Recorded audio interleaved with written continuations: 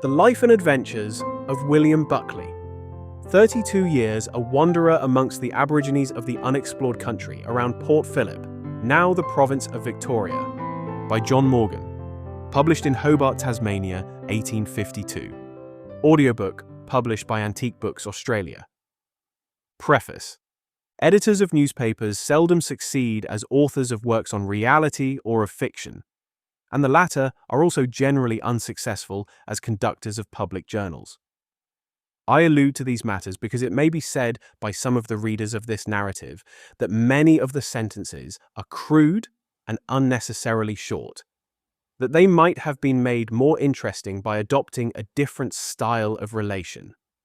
I beg those who may think this to understand that the hero of these adventures can neither read nor write, and that consequently I have had the laborious task of connecting circumstances together so as to make them intelligible from rough notes and memoranda made at various times and by conversations, noting the points down in the shape of questions and answers as I went on.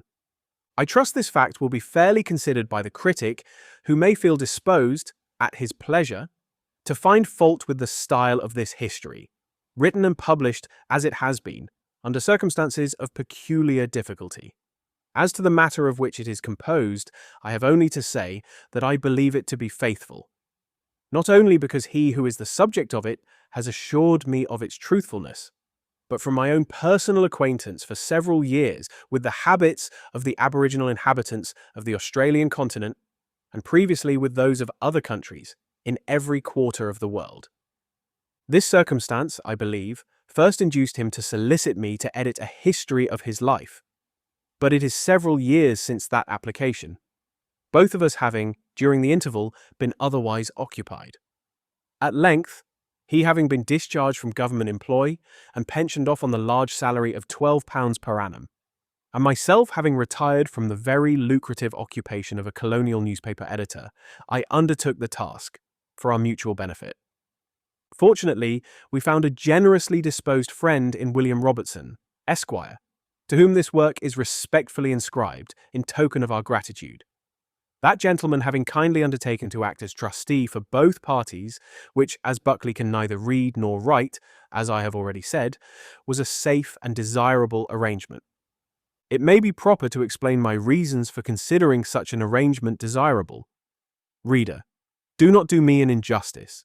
Remember, the comparatively humble may follow in the pathway of the exalted, and yet not presume to greatness.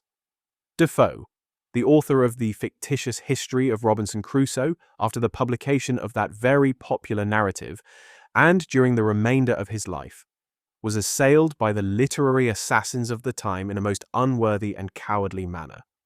They charged him with having surreptitiously obtained the Journal of Alexander Selkirk, the shipwrecked mariner of Juan Fernandez.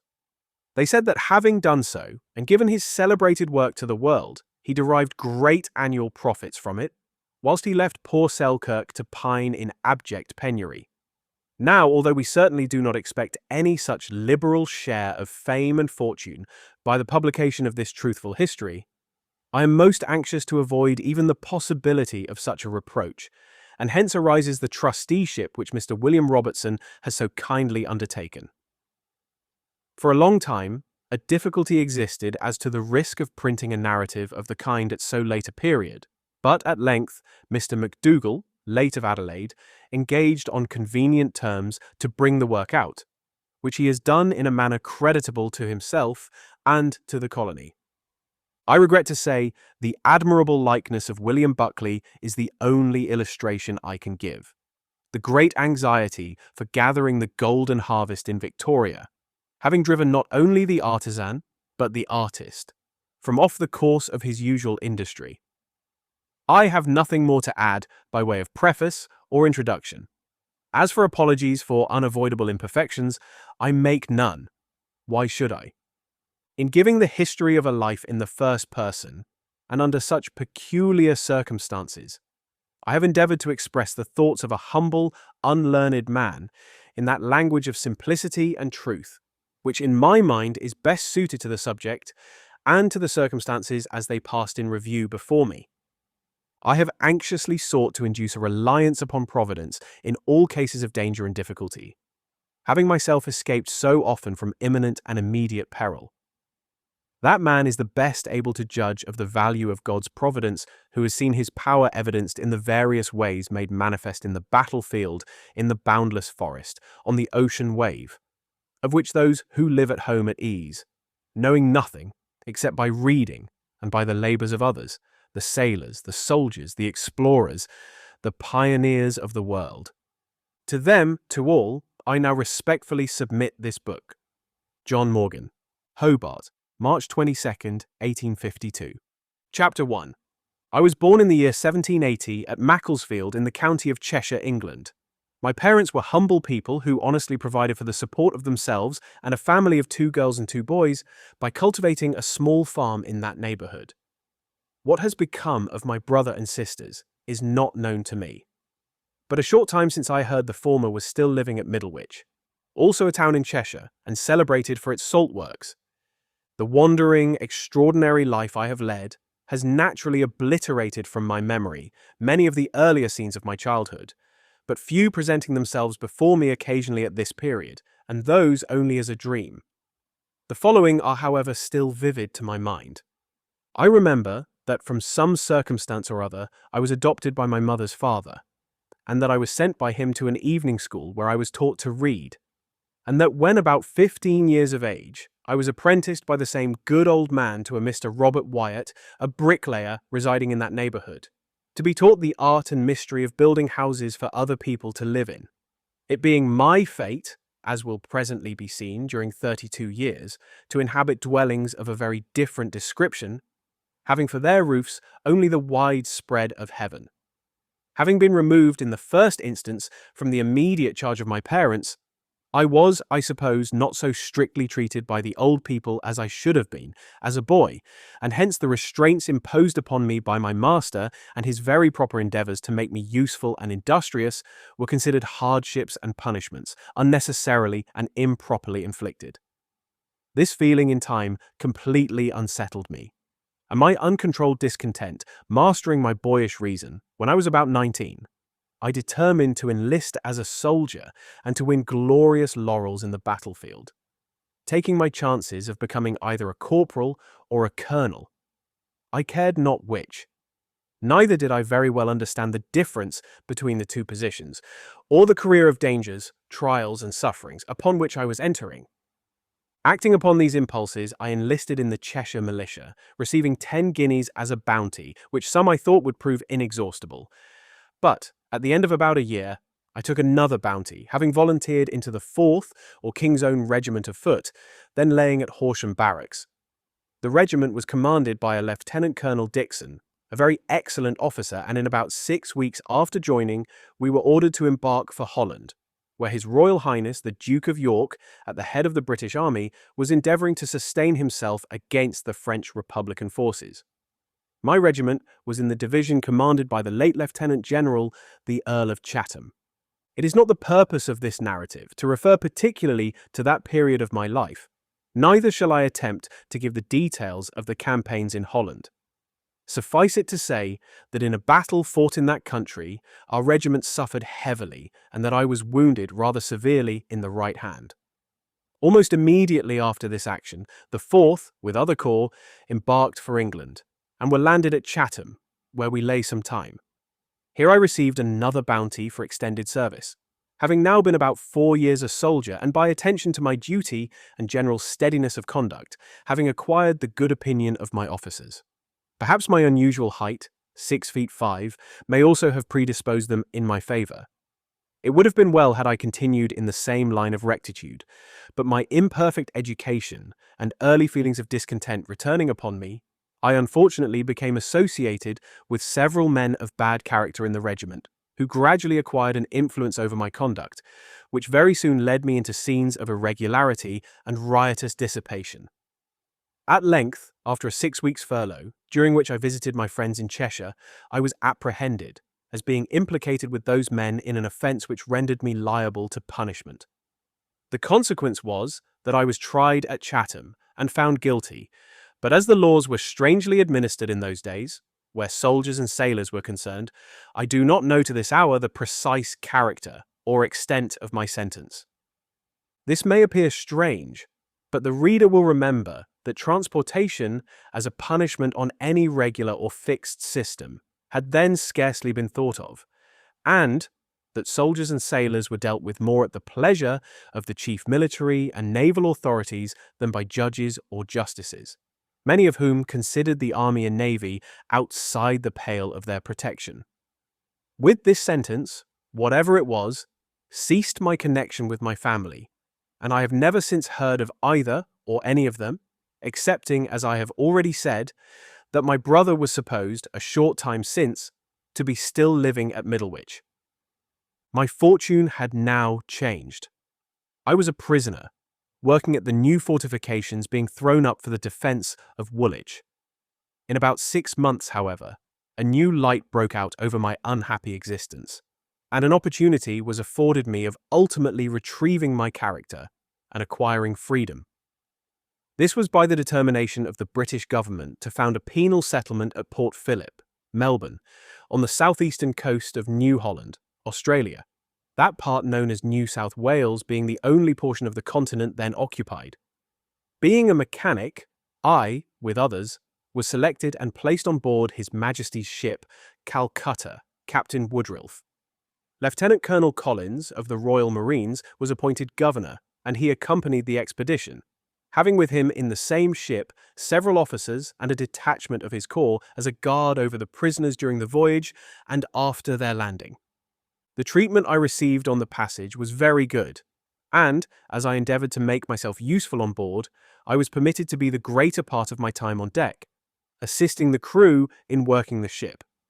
In justice to the officers placed over us, I must say, the treatment all the prisoners received at their hands was as far from suffering as could be expected, at a time when prison discipline was generally carried out by coercion, and the lash and the rope were, in too many instances, considered too good for all who had been convicted.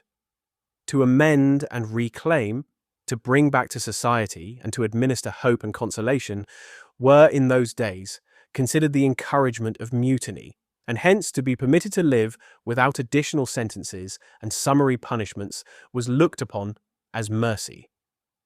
At length our voyage was at an end, and the Calcutta came to an anchor within the Heads, at about 2 miles from what is now known as Point Lonsdale. The natives call that place Coonan, which means eels, that fish being in great abundance in almost all the streams running into Port Phillip. The particular locality had been chosen as the site of a penal station, it being 600 miles from the nearest settlement, Sydney, and the chances of escape offered to the prisoner being, therefore, very few. In a short time, the Marines and convicts landed and encamped. A distinction was made between the mechanics and the rest of the prisoner people, the former being permitted to hut themselves outside the line of sentinels, whilst the labourers were placed under a more careful control. This was necessary, as the lime burners, brickmakers and sawyers were compelled to work in all directions and at a distance from the encampment. A magazine and a storehouse were the first public buildings commenced, and at the former I had been employed about 3 months, when I determined on endeavouring to make my escape, and to get, if possible, to Sydney. The attempt was little short of madness, for there was before me the chances of being retaken, and probable death, or other dreadful punishment, or again starvation in an unknown country inhabited by savages, with whose language and habits I was totally unacquainted, besides the dangers innumerable which the reader may in part imagine, but which no man can describe. No, not even myself, although by the merciful providence of God, I surmounted them all. These perils and difficulties are now past. They were then staring me in the face, but possessed of great personal strength, a good constitution, and having known what might be done by courageous men when combating for life and liberty, I determined on braving everything, and if possible, making my escape. Perhaps my unsettled nature in a great measure induced this, and that my impatience of every kind of restraint also led to the resolution. However this may be, 4 of us agreed to take to the bush, as absconding is called, and being allowed the use of a gun for killing kangaroo and opossums, we made up our minds to start the first dark night, taking it with us, and as much provisions as we could muster. The opportunity soon offered, and we left, as we hoped, unobserved. We, however, were not so fortunate, for one of the sentinels challenged, and receiving no answer, immediately fired, shooting the last man of the four of us, as I thought, dead. At least I never after saw nor heard of him. After running the greater part of the first 3 or 4 hours, to make our escape the more certain, we halted for rest and refreshment. We were now fairly launched on our perilous voyage, and it became necessary to reflect on our position and to examine our resources. The latter consisted of sundry tin pots, an iron kettle, the fowling piece already mentioned, and a few days' rations. We now pushed on again, until we came to a river and near the bay. This stream the natives call Darky Barwin. Here we rested until daylight and then prepared to renew our march. Early in the morning, a large party or tribe of the natives was seen, armed with spears, and, thinking to alarm them by so unusual a sound, I fired the piece, on hearing which they retired hurriedly into the bush. I should here observe that we had now very little apprehension of being retaken, believing the opinion of Governor Collins to be that any prisoner attempting to escape would gladly deliver himself up, rather than perish of hunger. Besides, we had, by the rapid rate at which we had travelled during the night, placed a considerable distance between us and the encampment. Light marching order being very desirable, when starting on our first day's march, we resolved on parting company with the iron kettle as a useless article, and therefore threw it into the scrub, where it was found, 32 years after, by a party of men clearing ground for agricultural purposes. Our next business was to cross the river, but as all of us could not swim, I passed first to try its depth, and after considerable difficulty succeeded in getting my companions over, and then I swam over again for their clothes, being the best swimmer of the party. That night, we reached to about 20 miles distant from what is now the city of Melbourne, and halted there until the morning, when we crossed the Yarra River. And after passing over extensive plains, reached the Yawang Hills, where we finished the last particle of bread and meat that we had, not having divided our rations properly, and taken the precautions necessary to avoid starvation. Here we remained the night. The next morning, I told my companions that we must make for the beach to look for food, or death was certain. They agreed with this suggestion, and after a long and weary march, we again made the shore of the bay, and finding a few shellfish with them appeased our hunger. At a place the natives call Kurayu, in an extensive bay, we were so fortunate as to find a well of fresh water, and here we remained the night. The following day continuing our course along the beach, gathering shellfish, until we reached a place called Woodala, signifying rock. Here we again rested, if rest it might be called, suffering as we were from the want of the absolute necessaries of life, the fish, although preserving it, affecting us all very severely. The next day our route was the same, and as we saw several native huts in our journey, we were hourly expecting to fall in with one of the tribes, hunting or fishing on that part of the coast. Another day's travel brought us to a little island called Barwal, which we could reach at low water, and here we halted several days to recover our strength, which was by this time greatly exhausted. We found about this place a sort of gum, which when placed over a fire became soft and palatable. On this and fish we subsisted. From Barwal we could see the Calcutta at anchor on the opposite side of the bay. The perils we had already encountered damped the ardour of my companions, and it was anxiously wished by them that they could rejoin her. So we set about making signals, by lighting fires at night and hoisting our shirts on trees and poles by day. At length, a boat was seen to leave the ship and come in our direction. And although the dread of punishment was naturally great, yet the fear of starvation exceeded it, and they anxiously waited her arrival to deliver themselves up, indulging anticipations of being, after all the sufferings they had undergone, forgiven by the governor. These expectations of relief were, however, delusive. When about halfway across the bay, the boat returned, and all hope vanished. We remained in the same place and living in the same way 6 more days, signalizing all the time but without success, so that my companions, seeing no probable relief, gave themselves up to despair, and lamented bitterly their helpless situation. At the end of the next day, they determined on retracing their steps round the head of the bay, and if possible rejoining their companions at the encampment. To all their advice and entreaties to accompany them, I turned a deaf ear, being determined to endure every kind of suffering rather than again surrender my liberty. After some time we separated, going in different directions. When I had parted from my companions, although I had preferred doing so, I was overwhelmed with the various feelings which oppressed me. It would be vain to attempt describing my sensations. I thought of the friends of my youth, the scenes of my boyhood and early manhood, of the slavery of my punishment, of the liberty I had panted for, and which, although now realized, after a fashion, made the heart sick, even at its enjoyment. I remember, I was here subjected to the most severe mental sufferings for several hours and then pursued my solitary journey. How I could have deceived myself into a belief of ever reaching Sydney, and particularly by travelling in that direction, is to me astonishing, and even if I had found it possible to do so, of course I should, on my arrival there, have been confined as a runaway and punished accordingly.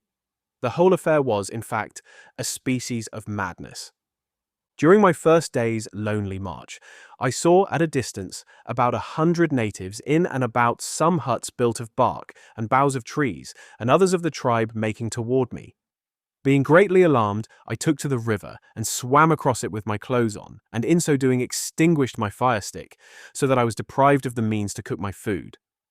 This was a sad loss, not only as respected the way of making what I could obtain to eat palatable, but of preserving my health under the great privations to which I was subjected.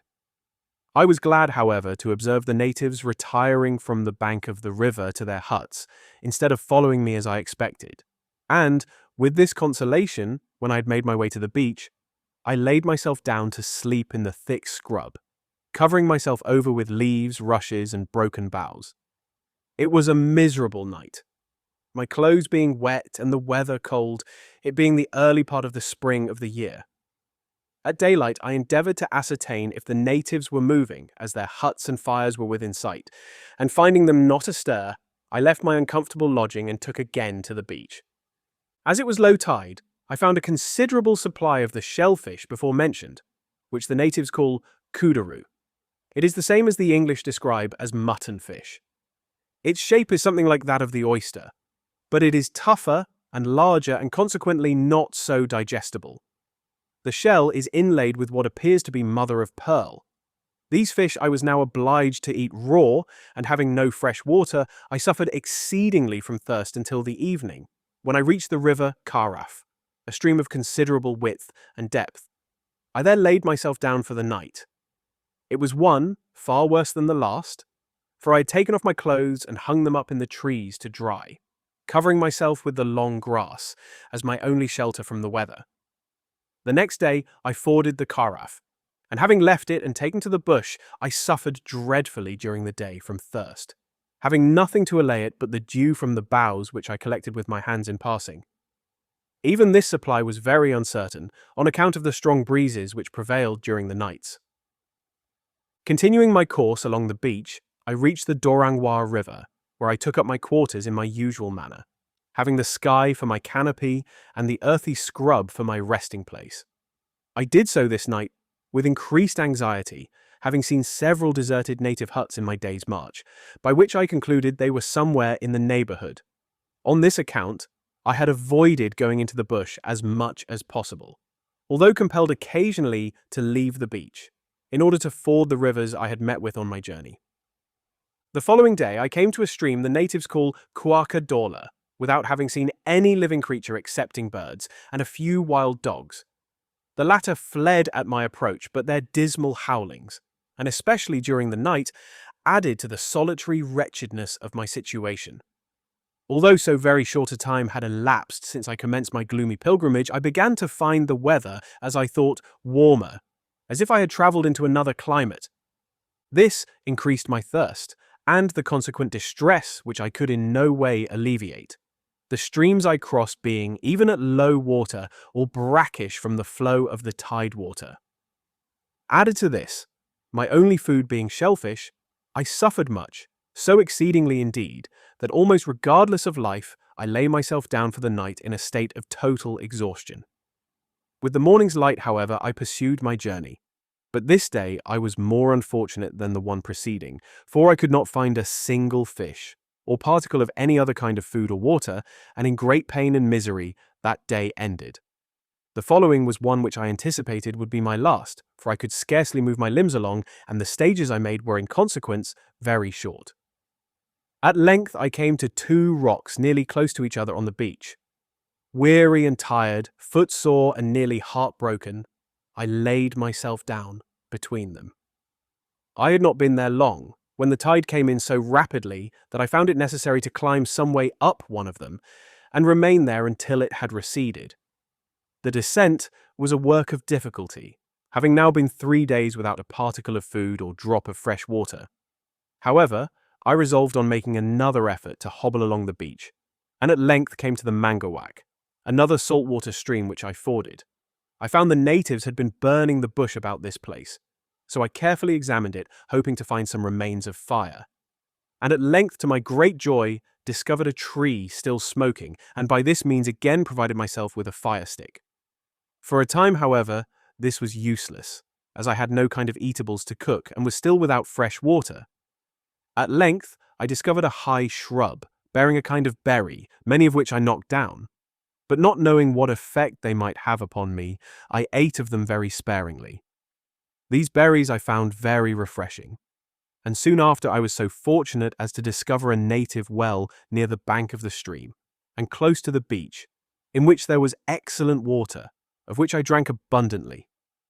The Almighty indeed appeared that day to favour me, especially as I thought in pity to my sufferings, for I found also a great supply of shellfish, so that I had now food and fire and water. I should have mentioned that when I parted company with my companions, one of them took with him the gun I spoke of, as having been brought with us from the encampment. Indeed, I must here state that if I omit to place any very precise details in their particular order, I hope to be excused, because so many years' wanderings must have impaired my recollection, except as to the more prominent and material incidents of my life. At this spot I remained more than a week, perhaps it may have been 2 or 3, for I seem henceforward to have lost all record of time, except by the return of the seasons and the rising and setting sun.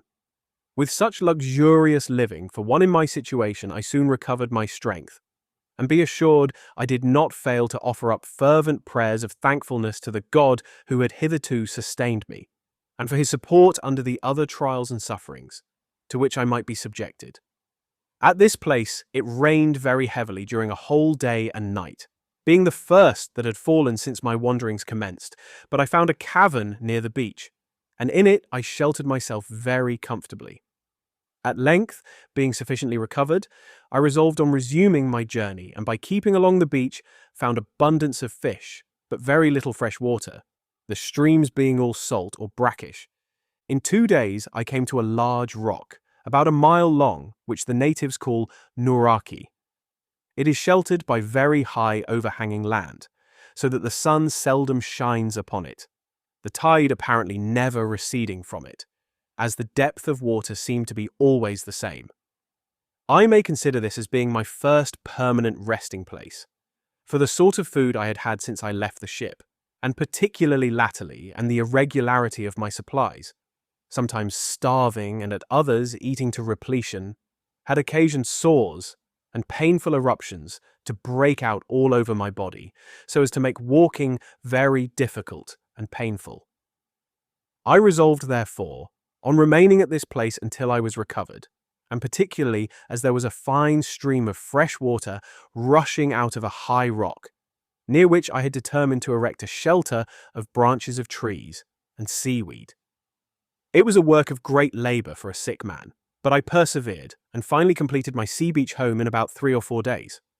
There I remained several months. In addition to my supply of shellfish, I found also in great abundance a creeping plant, the flavour of which is very much like that of the common watermelon, rather insipid but very refreshing. I also discovered a kind of currant, black and white, so that I fared sumptuously every day, and rapidly recovered my strength, mentally and bodily. I remember a fancy coming over me, that I could have remained at that spot all the rest of my life. But this solitary desire was but temporary, for as it was never intended that man should live alone, so are implanted in his nature social feelings and thoughts instinctively leading to the comforts of home, be it ever so homely, and yearnings for society, be it ever so humble. End of chapter 1.